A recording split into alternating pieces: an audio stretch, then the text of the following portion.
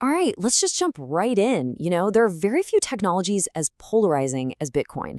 And the debate gets really, really intense when we start talking about its impact on the planet. So, is it a climate villain, or could it actually be an unlikely ally? Today, we're going to follow the evidence and see where it leads. So, let's start with the case against Bitcoin. A study looked at just the 34 biggest Bitcoin mines in the US between 2022 and 2023. And get this, in just 1 year, they ate up 32.3 terawatt hours of electricity. Now, that is a huge number. It's kind of hard to wrap your head around.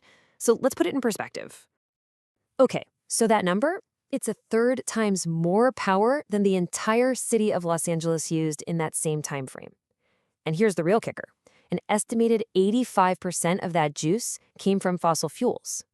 So at this point, you're probably thinking, okay, I know where this is going. A super power-hungry industry burning coal and gas seems like an open and shut case, right? And the evidence just keeps piling up. All that fossil fuel use, it creates this fine particle air pollution that can literally drift for hundreds of miles. I mean, there was one mine in North Carolina that was being powered by a coal plant 303 miles away in Kentucky. And it's not just the air, there's also this growing e-waste problem from all the specialized hardware. The picture looks, well, it looks pretty grim. But what if this problem could actually solve a much bigger one? What if Bitcoin's biggest weakness, this insatiable hunger for energy, is also its greatest hidden strength? This is where the story takes a really sharp turn. So let's introduce a new character into our story, methane. According to the UN, this stuff is a greenhouse gas that's 80 to 84 times more potent than CO2 over a 20-year period. It is, by a long shot, a much more dangerous climate villain. And as it turns out, one of our biggest industries releases a ton of it completely by accident. Here's a little clue for you. For the last 160 years, when companies drill for oil, they often hit pockets of natural gas that they can't get to a pipeline. So what do? They just burn it off, right there. It's a practice called gas flaring. It's incredibly wasteful, and it releases all sorts of harmful emissions, including a lot of that unburnt methane. It's a massive problem that nobody has really been able to solve. Until maybe now. And here is the answer. Companies are now building mobile Bitcoin mines. We're basically talking about data centers inside shipping containers, and they're deploying them directly to oil fields and even landfills. They capture that waste methane before it gets flared or released, and they use it to generate electricity right there on site to power the mining rigs. And this is not just some theory. Look at what's already happening. Companies like Crusoe Energy and Upstream Data are out there right now doing this and drastically cutting down on flaring. And it's not just oil fields. Landfills are a huge source of methane.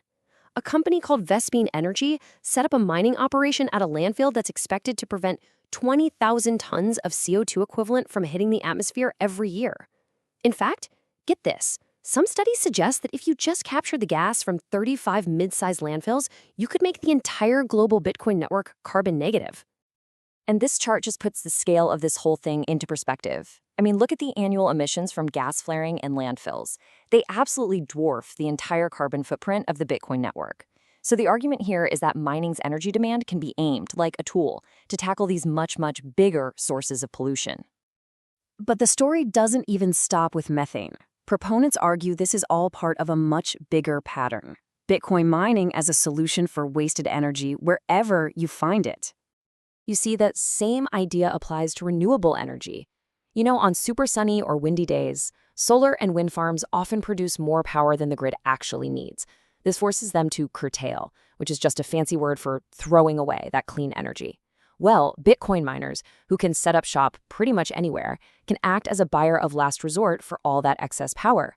This gives renewable projects a whole new revenue stream, and it can slash their payback period from over 8 years down to just 3.5. That's a huge deal for speeding up the green transition. Now, what makes all this possible is this really crucial feature. Bitcoin mining is what's called a flexible load. See, unlike a hospital or a critical data center, you can shut a mine down in a matter of seconds with almost no consequence. And that unique ability turns them into this incredibly powerful tool for stabilizing the power grid itself. And this isn't just theoretical.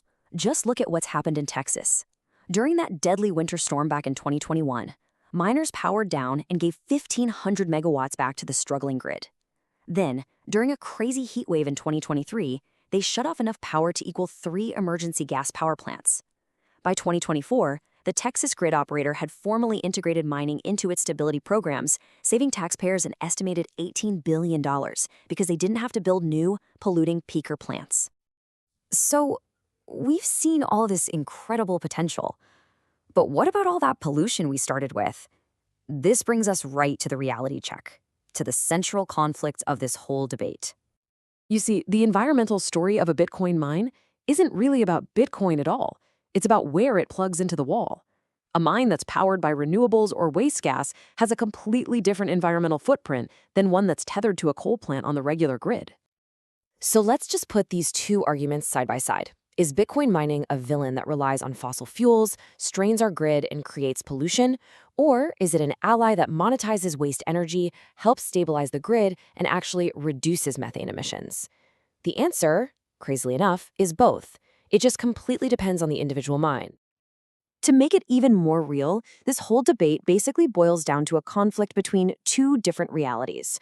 On one hand, you have a mine in Texas powered by a coal plant. On the other, you have a mobile mine in North Dakota capturing flare gas. One is a documented polluter. The other is a documented emissions reducer. They're both Bitcoin mines.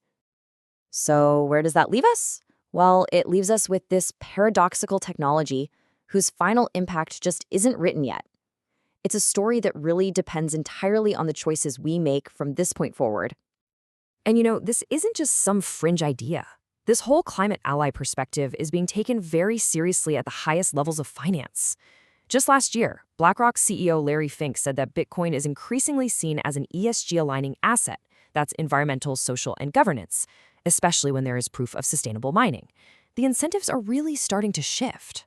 So, villain or ally? The final verdict, it isn't written in Bitcoin's code. It's going to be determined by the source of its power. The choice is in the power cord.